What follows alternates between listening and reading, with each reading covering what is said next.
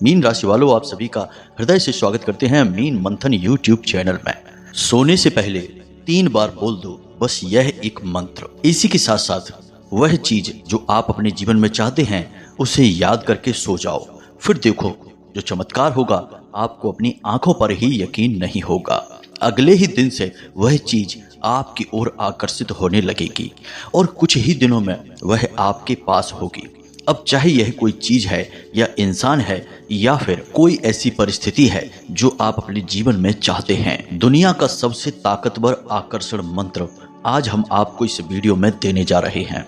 यह मंत्र अपने आप में स्वयं सिद्ध है और इसे आप सीधे ही बस कुछ साधारण से नियमों के साथ प्रयोग कर सकते हैं और इसके चमत्कार होते हुए अपनी आंखों से खुद देखेंगे आप। तो जयकारा बोलो माता रानी का, जगत माई महामाई माँ भद्रकाली की जय बोलो, माता रानी के सांचे दरबार की जय बोलो। दोस्तों, भगवान श्री कृष्ण गीता में कहते हैं, जो हुआ वह अच्छा हुआ, जो हो रहा है वह अच्छा हो रहा है और जो होगा वह भी अच्छा ही होगा। तुम भूत का पश्चाताप ना करो, भविष्य की चिंता ना करो, तुम बस वर्तमान में जियो, क्योंकि जीवन के आधे से ज्यादा दुख तो भूत के पश्चाताप और भविष्य की चिंताओं से उत्पन्न होते हैं। इसलिए प्रिय बंधुओं, हम सबको भगवान श्री कृष्ण के द्वारा दी गई इस सीख को अवश्य ही मानना चाहिए और भविष्य को और भूतकाल को एक तरफ रखकर वर्तमान काल में जीना चाहिए और वर्तमान में ही लगातार प्रयास करते रहना चाहिए, क्योंकि केवल एक यही समय तो है जिस पर हमारा पूरा नियंत्रण होता है।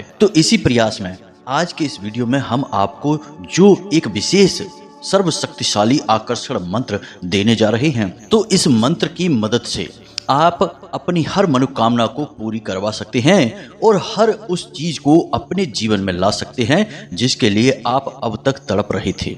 अब चाहे वह किसी भी प्रकार की चीज हो, चाहे आप कर्जे से परेशान हैं तो आपको कर्जे से मुक्ति भी मिल जाएगी, चाहे आपको रुपए पैसे की तंगी है तो आपके जीवन में कहीं से भी आए, किसी भी प्रकार से आए, लाखों करोड़ों की दौलत भी आएगी, चाहे किसी का प्रेम पाना हो तो आपको सच्चा प्रेम भी मिलेगा और चाहे संतान सुख चाहिए हो तो वह भी आपको मिल जाएगा। कहने का मतलब यह है कि इस एक मंत्र में इतनी शक्ति है कि इसके प्रयोग से आप जो चाहे वह हासिल कर सकते हैं। तो अब आपके मन में यह प्रश्न तो अवश्य ही उठ रहा होगा कि आखिर ऐसा कौन सा यह मंत्र है और इस मंत्र में यदि इतनी शक्ति है तो हर इंसान इसका प्रयोग क्यों नहीं कर लेता है और सारे दुखों से मुक्ति प्राप्त कर लेता है, करोड़पति बन जाता है।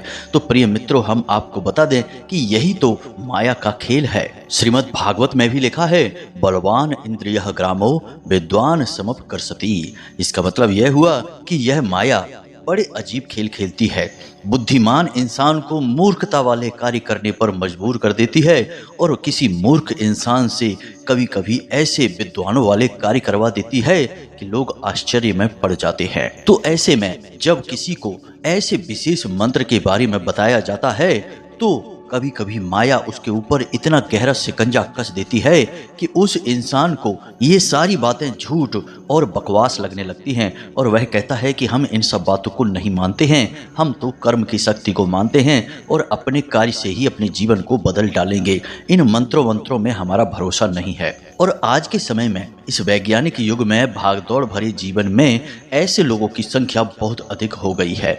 आपने देखा होगा कि लोग अधिक से अधिक चीजों के लिए, छोटी छोटी बातों के लिए दिन रात परेशान रहते हैं, विचलित रहते हैं। यह माया का ही तो शिकंजा है जो कसा हुआ है। लेकिन इसी बीच में कुछ ऐसे बुद्धिमान लोग भी होते हैं जो इन सब बातों की गहराइयों को समझते हैं, धार्मिक होते हैं, भगवान को मानते हैं, वे मंत्रों की शक्ति को भी जानते हैं, तो वे इन बातों को मान लेते हैं और जब मान लेते हैं तो प्रयोग करते हैं और अपने जीवन को बदल डालते हैं और ऐसे लोगों के जीवन में ही बदलाव आते हैं, उन्हें दुखों से मुक्ति प्राप्त होती है।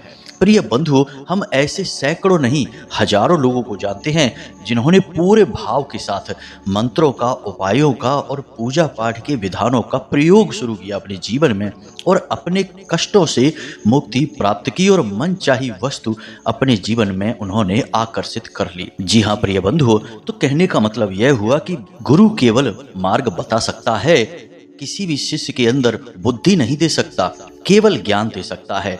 अब उस शिष्य के ऊपर निर्भर करता है कि उसके अंदर कितनी बुद्धि है, जो वह कितने ज्ञान को ले सकता है और कितना ज्ञान उसकी बुद्धि के ऊपर निकल जाएगा। इसीलिए एक ही गुरु के तमाम तरीके के शिष्य होते हैं। कुछ प्रकांड विद्वान बनते हैं और कुछ मूर्ख के मूर्ख ही बने रहते हैं। तो कहने का मतलब यह है मित्रों कि यह केवल और केवल आपके ऊपर है। यदि आप मानेंगे तो आप सचमुच में चीजों को जानेंगे, और जब आप चीजों को जानेंगे तो आप अपने जीवन को बदलने की शक्ति हासिल कर लेंगे। और यदि आप मानेंगे ही नहीं तो बात ही खत्म हो जाती है। फिर तो आप इसी वक्त इस वीडियो को छोड़कर चले जाइए, क्योंकि मूर्ख और अधर्मियों से हमारा कोई भी संबंध नहीं है। ऐसे लोगों के आगे हम ज्ञान देकर अपने ज्ञान का अपमान नहीं करना चाहते हैं। यह असल में माता रानी का भी अपमान हुआ, क्योंकि हम जो भी बातें आप लोगों को बताते हैं वे माता रानी की कृपा, आशीर्वाद और उन्हीं के आदेश पर बताते हैं। तो उम्मीद है दोस्तों कि आपको हमारी बातें समझ में आ रही होंगी कि हम क्यों आपसे ये सारी बातें कर रहे हैं। तो कहने का मतलब यह है कि इस तरह के वीडियो बनाने में बहुत मेहनत लगती है, बहुत खोजबीन रिसर्च करनी पड़ती है, ग्रह नक्षत्रों की चाल का अध्ययन करना पड़ता है, आपकी राशि में, आपकी कुंडली में किस प्रकार की ग्रह दशा बनी हुई है, जिसके अनुसार कौन सा ज्ञान आपके लिए सर्वोत्तम रहेगा, जिसे आप अभी प्रयोग करना शुरू करें तो आपको जल्द से जल्द इसके परिणाम प्राप्त होंगे। इन सब बातों का सही आकलन करना पड़ता है, तब जाकर आपको कोई एक ज्ञानवर्धक वीडियो बनाकर हम दे पाते हैं। अब ऐसे में आप यदि वीडियो को नहीं देखेंगे तो हमारी मेहनत तो बेकार जाएगी ही जाएगी। माता रानी की कृपा और आशीर्वाद भी आपको प्राप्त नहीं हो पाएगा। तो बस आपसे हमारा एक ही निवेदन है कि यदि आपके मन में माता रानी के लिए जरा भी सच्चा भाव है तो आप इस वीडियो को पूरा देखना।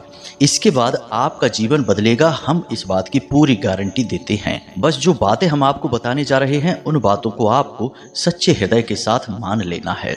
तो चलिए मित्रों, इस ज्ञानवर्धक वीडियो को शुरू करते हैं। लेकिन इससे पहले आपसे एक निवेदन है कि आप कमेंट बॉक्स में माता रानी को आभार व्यक्त करते हुए बिल्कुल सच्चे भाव, सच्ची भक्ति, सच्ची लगन के साथ जय माँ भद्रकाली कृपा करो अवश्य लिख देना। एक बार नहीं 3 बार लिखना। माता रानी की आपके ऊपर पूरी कृपा और आशीर्वाद होगी। एक बात याद रखना मित्रों कि यह कार्य केवल वही इंसान कर सकता है जिसके अंदर माता रानी की भक्ति है, जिसके अंदर भगवान बसते हैं, उनका भाव बसता है। मूर्ख और अधर्मी तो यह कार्य भी नहीं कर पाएंगे, क्योंकि माया का शिकंजा बहुत जोर से उनके ऊपर कसा हुआ है। इसी के साथ साथ प्रिय बंधुओं, यदि आप इस चैनल पर पहली बार आए हैं तो आप इस चैनल को सब्सक्राइब करके बगल में जो घंटी का निशान है उसे भी अवश्य दबा ही दें। ऐसा करके आप हमारे और माता रानी के दिव्य परिवार के सदस्य बन जाएंगे। फिर हम जो भी पूजा पाठ अनुष्ठान करेंगे उस सब का कुछ न कुछ फल आपको भी प्राप्त होगा, और माता रानी की दिव्य कृपा, आशीर्वाद और छाया तो आपको प्राप्त हो ही जाएगी, क्योंकि आप परिवार के सदस्य बन चुके हैं। तो चलिए जल्दी से चैनल को सब्सक्राइब करिए, फिर आगे बढ़ते हैं। दोस्तों याद रखना, यदि छल करोगे तो छल मिलेगा, कर्म करोगे तो फल मिलेगा, और पसीना बहाओगे तो बल मिलेगा, और आज मेहनत करोगे तो एक बेहतर कल मिलेगा। तो प्रिय बंधुओं, इस समय आपकी कुंडली में, आपकी राशि में जो ग्रह दशा बन रही है वह आपसे कुछ इसी प्रकार की बातों की उम्मीद करती है। कहने का मतलब यह है कि इस समय आपको जितना हो सके उतना मेहनत करनी है। चाहे आपके शरीर में कितनी ही थकान हो, चाहे आपके मन में कितनी ही निराशा हो, चाहे आपके आसपास रहने वाले लोग आपका मनोबल कितना ही तोड़ें, लेकिन आपको एक मंत्र याद रखना है कि आपको बस मेहनत करनी है और अपने कार्य को सर्वोत्तम तरीके से करना है।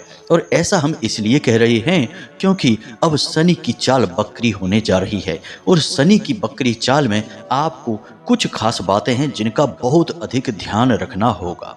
जी हाँ दोस्तों, 29 जून से आपके जीवन में कुछ बड़े परिवर्तन आएंगे। कुछ ऐसे होंगे जो आपको लाभ पहुंचाएंगे, लेकिन कुछ ऐसे होंगे जो आपको हानि भी अवश्य पहुंचाएंगे ही।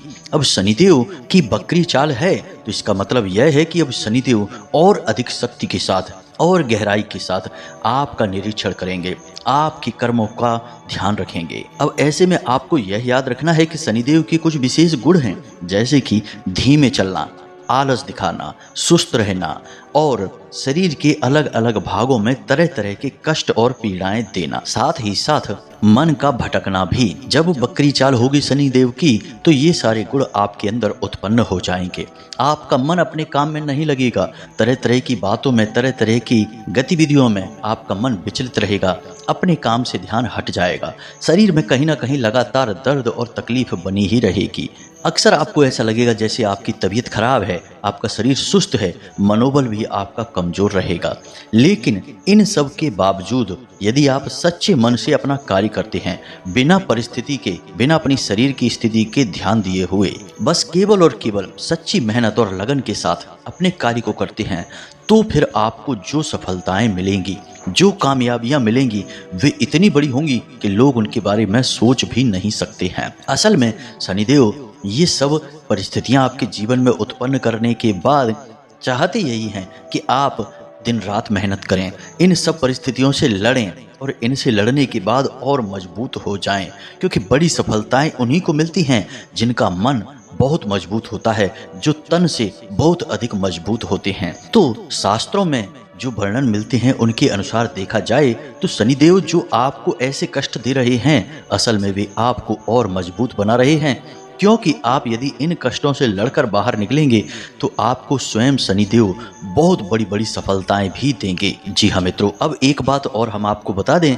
कि आने वाले समय में मंगल भी आपके ऊपर भारी है, तो आपकी वाणी कटु हो जाएगी, आपके संबंध दूसरों के साथ थोड़े से खराब से होने लगेंगे, आप किसी से कुछ कहेंगे और लोग उसका कुछ और मतलब निकालेंगे, आप किसी से अच्छी भली बात बोलेंगे लेकिन लोग उस बात को किसी और ही मतलब से समझ लेंगे और कुछ का कुछ बात बनाकर आपसे झगड़ा करने लगेंगे। खास तौर से आपका दाम्पत्य जीवन, उसमें थोड़ी उथल पुथल हो सकती है। तो अब ऐसे में आपको जितना हो सके उतना अपनी वाणी पर संयम रखना है। आपके मन में चाहे कितना ही क्रोध, कितनी ही चिड़चिड़ाहट क्यों ना हो, लेकिन आप अपनी बातों को जितना हो सके उतना विनम्र बना कर रखें, अपनी भावनाएं अपनी बातों के माध्यम से जाहिर ना होने दें। और दूसरा सबसे महत्वपूर्ण कि जब तक कोई मांगे ना तब तक उसे सलाह ना दें। बिना मतलब में किसी को सलाह देने की जरूरत नहीं है और दो लोगों की चल रही चर्चाओं में आपको बीच में आने की कोई आवश्यकता नहीं है। आप बस उन चर्चाओं को सुने और वहां से चले जाएं। यदि आप बीच में पड़ेंगे तो आप बिना मतलब में विवादों को आकर्षित करेंगे और नकारात्मक परिस्थितियों में घिर जाएंगे। इसी के साथ साथ मित्रों, आने वाले 7 से 8 दिनों तक आपको किसी से ना तो कर्जा लेना है और ना ही किसी को कर्जा देना है। उधार वगैरह में सामान ना दें, पैसे ना दें और यूं ही किसी को प्रयोग करने के लिए अपनी कोई भी चीज ना दें। और सबसे बड़ी बात कि यदि आप किसी व्यापार को करने के बारे में सोच रहे थे या अपने चल रहे व्यापार में किसी बदलाव के बारे में सोच रहे थे, तो अभी सही समय नहीं है। अभी आपको कम से कम 7 से 10 दिनों तक किसी भी प्रकार के बदलाव अपने व्यापार में नहीं करने हैं, ना ही कहीं पर निवेश करना है। पैसा तो भूल कर भी कहीं पर भी मत लगाना, क्योंकि आपका पैसा फंस जाएगा। अब प्रिय बंधुओं, कुछ लोग ऐसे होते हैं जिनकी बातें हमें अच्छी नहीं लगती हैं, जो हमेशा हमारे अंदर बुराइयां निकालते रहते हैं, हमें कुछ ना कुछ बताते रहते हैं, खोट निकालते रहते हैं। ऐसे लोगों से हमें चिढ़ होने लगती है। यह आपका स्वभाव है, आपको अपने स्वभाव में परिवर्तन लाना होगा, क्योंकि ये वही लोग हैं जो आपको अच्छी जगह पर देखना चाहते हैं, आपके जीवन में तरक्की देखना चाहते हैं। इसीलिए वे आपकी बुराई को सह लेते हैं, लेकिन आपके अंदर की बुराई को नहीं सह पाते तो उसे बार बार निकालने की कोशिश करते हैं, तो आपको बार बार टोकते हैं, बार बार आपके कार्यों में कमी निकालने की कोशिश करते हैं, क्योंकि वे चाहते हैं कि आपके कार्यों से कमी पूरी तरह से समाप्त हो जाए। वे आपके शुभ चिंतक हैं। तो ऐसे में आपको इन लोगों से चिढ़ना नहीं है, इनके द्वारा कही गई बातों को गंभीरता से लेना है और सही और गलत का सही आकलन करना है। आप यहीं पर बहुत बड़ी चोट खा जाते हैं। आप दिमाग के बजाय दिल से सोचने लगते हैं और गलत लोगों पर भरोसा कर बैठते हैं। जब जब आप दिल के हाथों मजबूर होकर फैसले लेंगे, आप हमेशा चोट खाएंगे, क्योंकि इस दुनिया में जैसा आप समझते हैं वैसे लोग नहीं रहते हैं। यहाँ आप जैसे भोले भाले और सीधे सच्चे लोगों की लोग कमजोरी अच्छी तरह से जानते हैं। कौन सा बटन कब दबाना है वे अच्छी तरह से जानते हैं और आपसे कैसे काम निकलवाना है यह भी जानते हैं। तो ऐसे में लोग आपकी भावनाओं से बड़ी चतुराई के साथ खेलते हैं और आपका उपयोग करके आपसे पीछा छुड़ा लेते हैं। कई बार आपके साथ ऐसा हुआ है, आगे भी ऐसा ही होता रहेगा जब तक कि आप अपनी आंखें नहीं खोलेंगे। तो ऐसे में जो आपके सचमुच में शुभ चिंतक हैं उनके बारे में आपको परवाह करनी है, और जो नकली वाले शुभ चिंतक हैं उनसे आपको दूरी बनानी है। अब सबसे महत्वपूर्ण बात कि आपको अपनी सेहत का विशेष ख्याल रखना है, खान पान पर विशेष नजर रखनी है, स्वाद के पीछे ना भागें, सेहतमंद चीजों का ही सेवन करें, अपने जीवन में थोड़ी सी कसरत, योग, प्राणायाम को भी शामिल करें। और एक और सबसे महत्वपूर्ण बात, इसे आप ध्यान से समझिए, आपको रोज नहीं तो कम से कम हफ्ते में 2 से 3 बार मंदिर अवश्य जाना है, धर्म से अवश्य जुड़ना है। भगवान के आप जितने नजदीक रहेंगे उतनी ही आपको जल्दी समस्याओं से मुक्ति प्राप्त होगी और सफलता प्राप्त होगी। अब ध्यान से सुनो, अब हम आपको बताने जा रहे हैं उस विशेष मंत्र के बारे में जो हमने वीडियो के प्रारंभ में बताया था। यह तो आपका राशिफल था, इस राशिफल के अनुसार ही अपने फैसले लें। लेकिन अब हम अपने मुख्य विषय पर आ जाते हैं। तो अब हम आपको जो सबसे शक्तिशाली मंत्र बताने जा रहे हैं, इस मंत्र का आपको कैसे प्रयोग करना है, क्या इसके नियम है, विधि विधान है, सारी बातें आपको हम विस्तार से बता रहे हैं। तो जरा ध्यान से सुने, सारे कार्यों को बंद करके बस वीडियो में बताई जा रही बातों पर ही अपना पूरा ध्यान रखें। तो अब यह विशेष मंत्र है त्रीम। जी हाँ मित्रों, ध्यान से सुने, त्रीम यह एकाक्षरी मंत्र है, बीज मंत्र है, और इस मंत्र के अंदर तीनों दिव्य शक्तियां समाहित है, यानी भगवान श्री हरि विष्णु, ब्रह्मा जी और शंकर भगवान, तीनों की दिव्य शक्तियां समाहित हैं। प्रकृति के तीनों गुण समाहित हैं, जैसे कि तमोगुण, रजोगुण और सतोगुण। इसी के साथ साथ तीनों काल, जैसे वर्तमान, भूत और भविष्य, तीनों कालों की भी ऊर्जा इस मंत्र में समाहित है। इसीलिए इसे दुनिया का सबसे बड़ा आकर्षण मंत्र कहा जाता है। लेकिन इस मंत्र को सुन लेने मात्र से या यूं ही बोल देने मात्र से काम नहीं बन जाते हैं। इसके प्रयोग के कुछ विशेष नियम और कुछ विशेष अवस्थाएं होती हैं। जी हाँ मित्रों, यूं ही आप इस मंत्र को बोलते रहेंगे या माला लेकर इस मंत्र को फेरेंगे तो यह कार्य नहीं करेगा। जब तक कि सही समय पर सही विधान के साथ आप इसका प्रयोग नहीं करेंगे, तब तक इसका लाभ लेना मुश्किल है। तो अब ध्यान से सुनिए कि क्या है नियम और क्या है विधान। जी हाँ मित्रों, तो आपको क्या करना है कि रात्रि में जब आप सोने जाते हैं उस समय के नियम को समझिए। सबसे पहला विधान यही है, तो इसके लिए तैयारी आपको दिन के समय ही करनी होगी।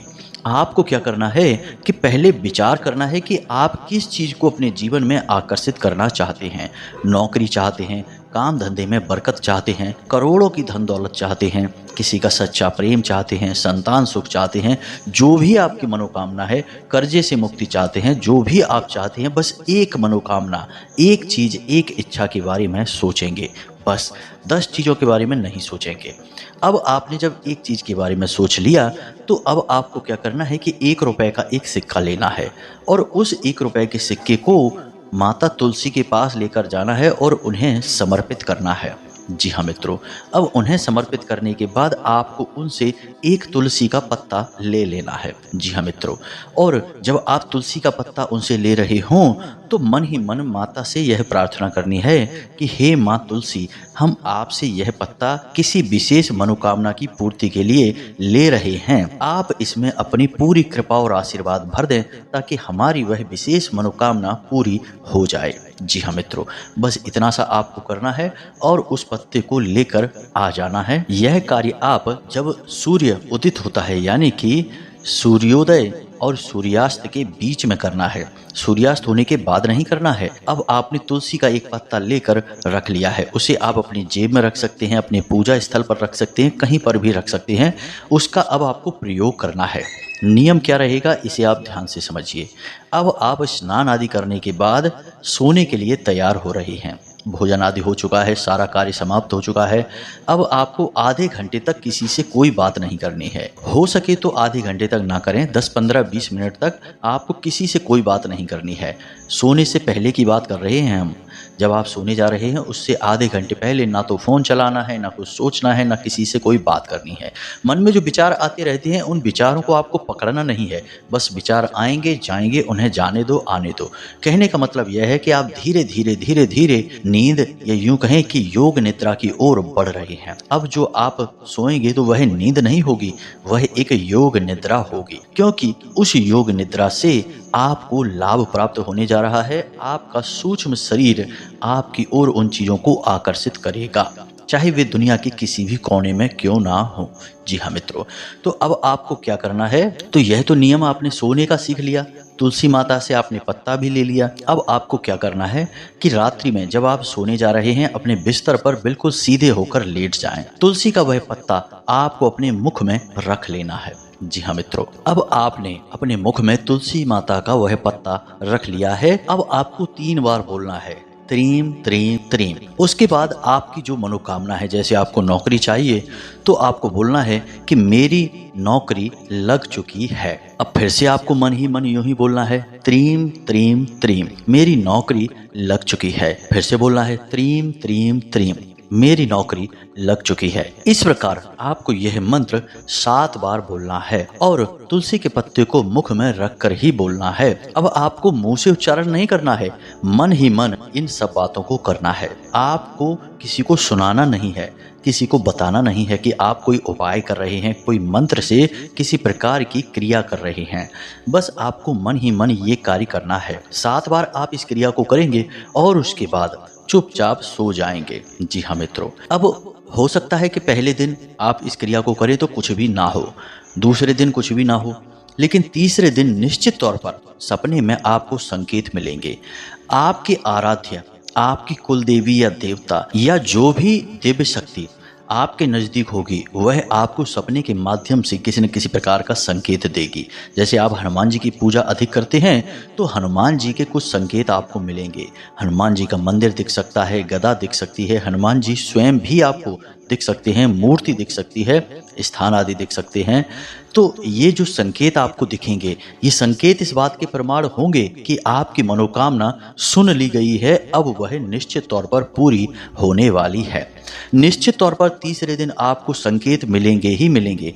अब आपके यदि पितृ पूर्वज आपके सबसे नजदीक हैं, आपसे प्रसन्न हैं, खुश हैं, तो आपके पितृ पूर्वज आपको सपने में दिखाई देंगे। जी हाँ मित्रों, कोई ना कोई एक ऐसा इंसान जो आपके परिवार का भी इस दुनिया में नहीं है, वह आपको सपने में दिखाई देगा। या फिर आपकी कुल देवी या देवता जिनकी आप नियम से पूजा पाठ करते हैं, उनके धाम पर जाते हैं, तो उनके भी आपको दर्शन होंगे। कहने का मतलब यह है कि कुछ विशेष प्रकार के स्वप्न आपको दिखाई देने शुरू हो जाएंगे। अब जब आपको ये संकेत दिखाई देने शुरू हो जाए तो आप प्रसन्न हो जाइए और आप इस क्रिया को लगातार दोहराते रहिए। शास्त्रों की यदि माने तो आपको यह क्रिया कम से कम 21 दिनों तक दोहरानी चाहिए। लेकिन 21 दिनों तक लगातार इस क्रिया को आप नहीं कर सकते हैं, क्योंकि आपको रविवार, मंगलवार और एकादशी को तुलसी का पत्ता नहीं तोड़ना है। और यदि आपके घर में या आपके परिवार में किसी प्रकार की अशुद्धता हो जाती है, तब भी आप इस क्रिया को नहीं कर सकते हैं। सूतक पातक हो जाता है या महिलाएं रजस्वला हो जाती हैं, तो ऐसे में इस क्रिया को आपको रोकना होगा। तो आप जब इस क्रिया को शुरू करेंगे तो कोशिश करें कि इन सारी परिस्थितियों से आप थोड़ा सा दूर रहें, यानी विचार करके करें। कोई ऐसा समय जो आपके लिए बाधक बन सकता है वह आसपास ना हो, तब इस क्रिया को शुरू करें। और लगातार कम से कम 7 दिनों तक तो इस क्रिया को आप कर ही लें, तभी आपके जीवन में वह चीज आकर्षित होनी शुरू हो जाएगी। जी हमें तो यह बहुत ही शक्तिशाली मंत्र है। इसके जीते जागते प्रमाण हमने स्वयं अपने जीवन में देखे हैं और बहुत सारे लोगों के जीवन में भी इसका लाभ उन्हें दिया है। बस आपको इस चीज का बहुत ही भाव के साथ प्रयोग करना है। अब आपके मन में यह प्रश्न उठ रहा होगा कि वह 1 रुपए का जो सिक्का है उसका क्या करना है। तो आप वो 1 रुपए के सिक्के अगले दिन जो माता तुलसी के आपने पास रखा था, उस सिक्के को अगले दिन आप उठा लें और अपने पूजा घर में रख दें। ऐसे करके जब वह एक सही अनुपात में रकम बन जाए, जैसे 11 रुपए हो जाते हैं, 21 रुपए हो जाते हैं, तो आप उसे मंदिर में जाकर दान कर सकते हैं या उसका प्रसाद किसी भी देवी देवता को चढ़ा सकते हैं। इसी के साथ साथ वह तुलसी का पत्ता जो आपने मुख में रखा था, उसे आप बाद में चबा कर खा सकते हैं। जी हाँ मित्रों, लेकिन उसे आपको लंबे समय तक मुख में रखना होगा। मुख में तुलसी का पत्ता रखना मतलब कि शुद्ध सकारात्मक ऊर्जा आपके मस्तिष्क में, आपके मन में प्रवाहित होनी शुरू होगी, तभी यह क्रिया काम करेगी। अन्यथा यह क्रिया कार्य नहीं कर सकती है। बिना तुलसी के पत्ते के इस कार्य को मत करना, अन्यथा इसके दुष्परिणाम भी आपको भुगतने पड़ सकते हैं, क्योंकि यह आकर्षण मंत्र है तो यह गलत चीज़ों को भी आकर्षित कर सकता है। आपके आसपास नकारात्मक शक्तियाँ, भूत प्रेत आदि की शक्तियाँ होंगी, वे भी आपकी ओर आकर्षित हो सकती हैं। तो आपको तुलसी का पत्ता बहुत ज़रूरी है अपने मुख में रखना, तभी यह क्रिया सही तरह से होगी और सिद्ध होगी। तो उम्मीद है कि जो बातें हमने आपको बताई हैं वे आपको अच्छी तरह से समझ में आ गई होंगी। फिर भी यदि कोई प्रश्न आपके मन में उठता है तो आप कमेंट करके पूछें या फिर डिस्क्रिप्शन में दिए गए व्हाट्सएप नंबर पर पूछें और सीधे धाम से जुड़ जाएं और माता रानी की कृपा और आशीर्वाद प्राप्त करें। हम जब अपनी साधनाओं से, माता रानी की सेवा से मुक्त होंगे तो आपके प्रश्न देखेंगे और आपको जवाब अवश्य देंगे। तो इसी के साथ साथ वीडियो को विराम देते हैं। हमेशा हंसते रहें, मुस्कुराते रहें, सकारात्मक रहें। याद रखें कि माता रानी की पूर्ण कृपा और आशीर्वाद आपके ऊपर आ चुके हैं, तभी आपने इस वीडियो को यहाँ तक देख पाया है। तो सच्चे प्रेम और भाव से बोलो जय माई की, जय माँ भद्रकाली। माता रानी आपका कल्याण करेंगी। धन्यवाद।